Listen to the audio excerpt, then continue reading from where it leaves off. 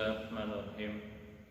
Alhamdulillah wassalatu wassalamu ala nabiyyina Muhammad wa ala alihi wa ashabihi ajma'in, amma ba'd. Kaifa halukum ayyuhal ikhwah? Mudah-mudahan kita semua dalam keadaan sehat selalu. Allahumma amin. Oke, seperti biasa ya, insyaallah Ana akan menyampaikan beberapa hal, satu atau dua. Sebelum Ana lanjut ke materi yang ingin Ana sampaikan, ada beberapa hal yang ingin Ana sampaikan terkait tentang video yang Ana kirim. Yang pertama adalah siswa mendengarkan, memahami, dan membuat kesimpulan. Lalu tugasnya adalah antum buat kesimpulan tersebut, bisa berupa voice note, antum kirim ke wali asramanya atau ke Ana langsung bisa di nomor 0896 0198 1741, atau antum bisa nanya wali asramanya, atau bisa berbentuk dalam berupa catatan buku ya, antum catat di dalam buku ya, terus antum foto, share, itu udah cukup. Atau antum bikin ketikan di HP sendiri, itu nggak apa-apa. Yang penting antum membuat kesimpulan ya, kemudian diberikan ke Ana atau ke wali asrama atau ke pemangku halaqahnya. Terserah kalian mudahnya seperti apa. Oke, ada dua hal yang ingin saya sampaikan, mungkin masih terkait ya, seputar ada berkesinambungan dengan yang kemarin. Yang pertama adalah Ana ingin menyampaikan sebuah hadis Nabi SAW ya, tapi berupa makna. Diriwayatkan bahwa ada 3 orang, mereka masuk ketika mengadakan perjalanan. Lalu ketiga orang tersebut ini mereka masuk ke dalam terperangkap ya, di dalam sebuah gua. Kemudian mulut gua tersebut ditutup oleh dengan batu yang besar. Maka mereka bertiga ini bingung ya, karena manusia biasa tidak kuat untuk mendorong batu tersebut. Akan tetapi mereka sepakat ya, mereka berdoa ya, berdoa setiap mereka dengan amalan soleh mereka. Lalu yang pertama ya, kita masuk ke orang pertama.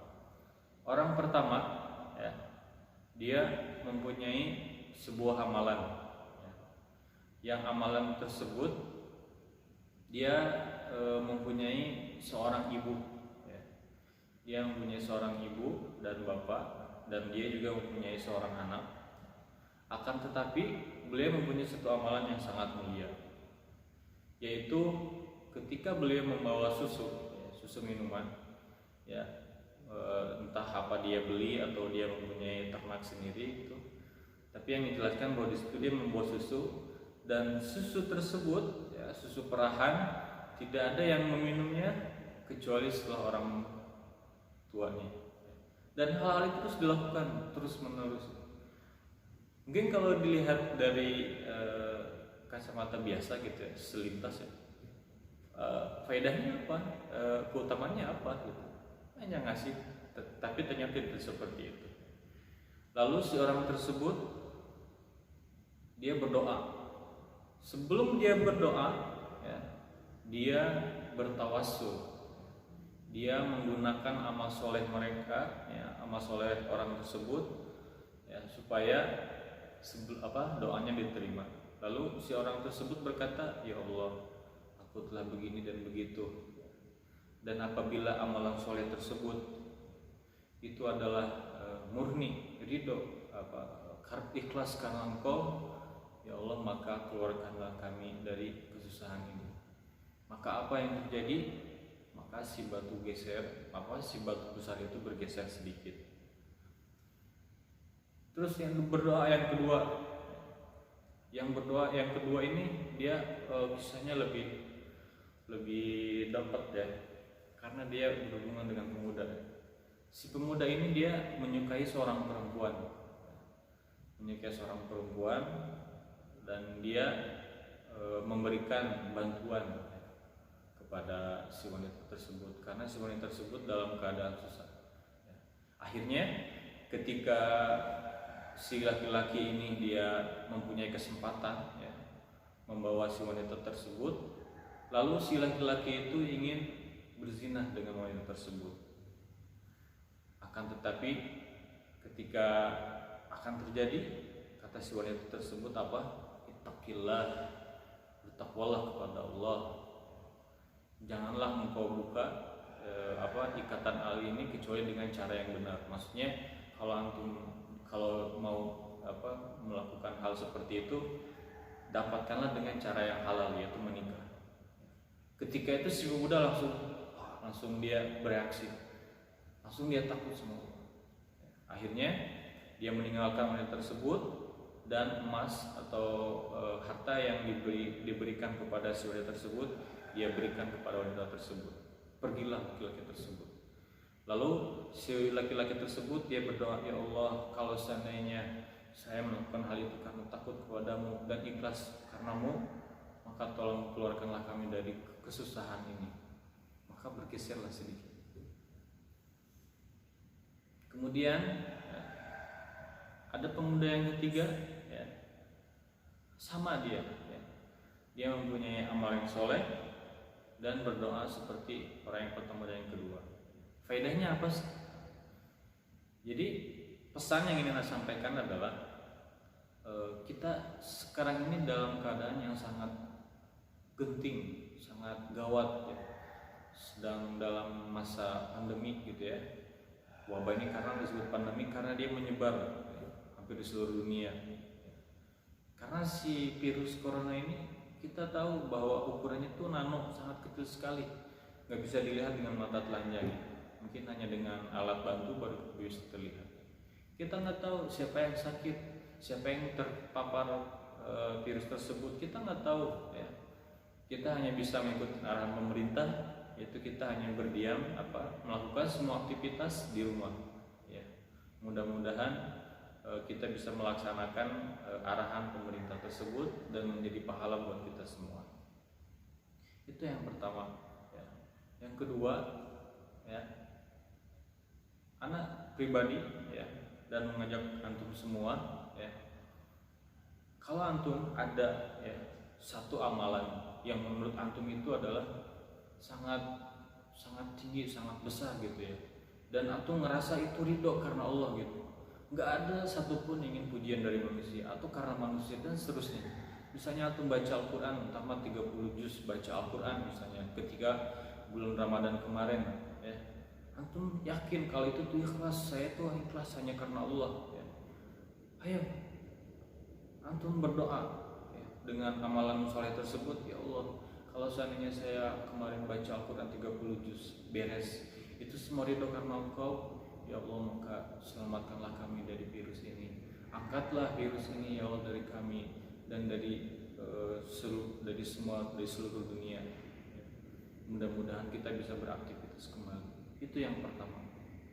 Jadi anak ingin menyampaikan, memberikan pesan kepada kalian semua, ayo kita bertawasul dengan doa dengan amal soleh kita supaya virus ini diangkat oleh Allah Subhanahu wa taala. Dan ada satu hal yang perlu digarisbawahi Kalau orang yang tidak mempunyai agama itu biasanya dia melihat hal seperti ini adalah hanya kejadian alam biasa. Ya udah wabah gitu loh. Nggak ada sebut paut. Tapi kalau orang Islam tidak seperti itu. Seperti yang saya sampaikan kemarin, ketika terjadi banyak kemaksiatan gitu ya, yang secara terang-terangan, kemudian tidak ada orang yang beramar ma'ruf nahi munkar atau hanya sedikit maka itulah wabah bisa menjadi peringatan buat kita peringatan buat kita untuk tidak melakukan hal-hal yang seperti ini. Peringatan buat kita semua dan manusia secara umumnya. Karena kalau ada suatu kemaksiatan, tidak ada yang memberikan amar ma'ruf nahi munkar, kata Allah, maka wattaqu fitnah, dan maka takutlah kepada sebuah fitnah ya.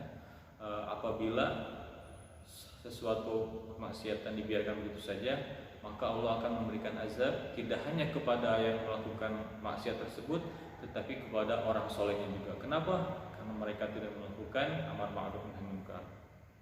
Yaitu yang Anda sampaikan. Dan yang kedua adalah di antara sebab diangkatnya wabah ini adalah kita banyak beristighfar.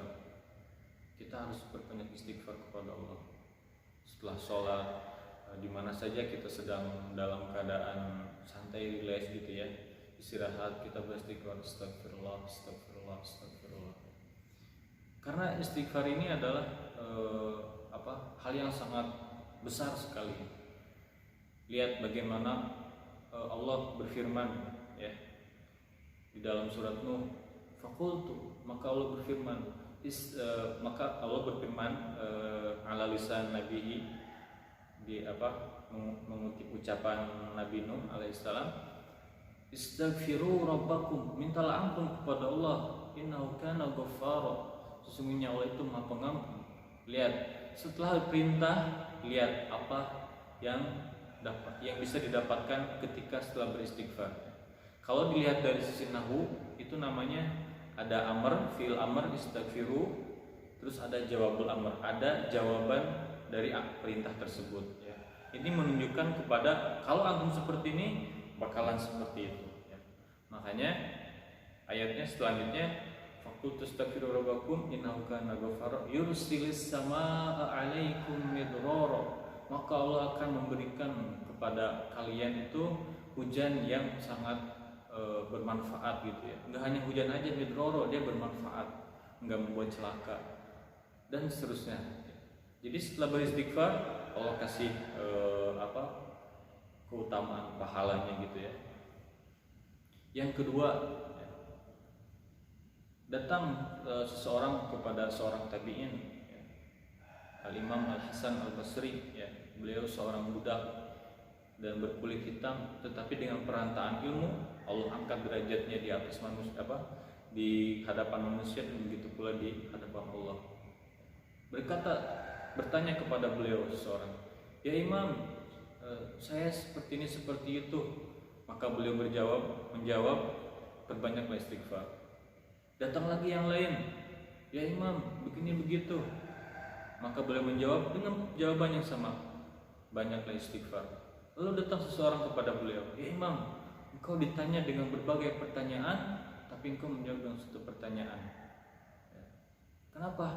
Maka beliau bertanya, apakah engkau tidak mendengar perkataan Allah Subhanahu wa taala dalam Al-Qur'an, faqultu astaghfiru rabbakum innahu kana ghaffara yursilis samaa'a 'alaikum midrara. Itu. Yang kedua, ya, ketahuilah ya, Allah berfirman dalam Al-Qur'an bahwa Allah tidak akan mengazab mereka. Mereka di sini adalah orang-orang kafir ketika mendustakan dakwah Nabi SAW. Bagaimana kami memberikan azab kepada mereka, sedangkan engkau wahai Muhammad ya, berada di antara mereka. Jadi dengan perantaraan Nabi SAW ditahan tuh orang kafir musyrik, orang Quraisy itu ditahan dari azab Allah. Tetapi ketika beliau meninggal, mungkin bisa aja terjadi Allah turunkan azab. Tetapi kata sahabat dulu kita ada Nabi SAW, maka kita tidak akan diazab. Ini maksudnya orang-orang sekitar orang Quraisy gitu ya, tidak akan diazab. Tetapi sekarang kita punya satu lagi hal yang bisa mencegah tersebut, yaitu al-istighfar. Istighfar itu yang harus kita banyak zikirkan gitu ya, ingat-ingat. Dan ala kulli hal ya, istighfar kita sendiri perlu diistighfari lagi gitu ya. Karena kekurangan kita dalam melakukan hal ibadah. Makanya kita harus terus menerus beristighfar ya. Seperti Ustaz Zainal memberikan permisalan ya, dan selalu bersihkanlah hatimu dengan istighfar. Lalu beliau memberikan contoh sebagaimana rumah atau kaca mobil gitu ya. Kalau dia supaya bersih maka dia harus dibuka. Kalau ditutup terus mungkin dia akan kena debu dan tidak dibersihkan. Berbeda ketika dia dibuka dibersihkan, itu bisa jadi bersih ya, kaca mobil atau rumah kita.